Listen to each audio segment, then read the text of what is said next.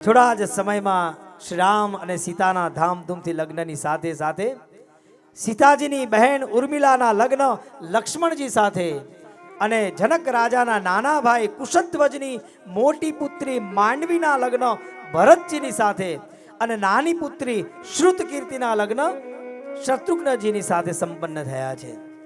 વાજતે ગાજતે જાનૈયાઓ અયોધ્યામાં પાછા પધાર્યા છે। ચારે જોડીઓ અદ્ભુત શોભી રહી છે। देखी मनोहर चार्यों जोरी शारद उपमा सकल ढंढोरी शारद उपमा सकल ढंढोरी।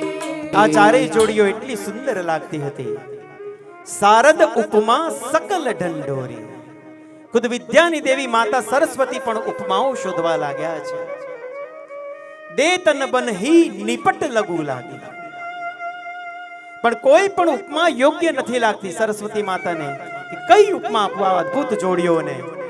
ત્યારે એક ટક રહી રૂપ અનુરાગી, અનિમેષ નેત્રે આ ચારેય સુંદર જોડીઓના દર્શન કરીને માતા સરસ્વતી પણ ઉભા રહી ગયા છે। અયોધ્યામાં આનંદ ઉત્સવ છવાઈ ગયો છે।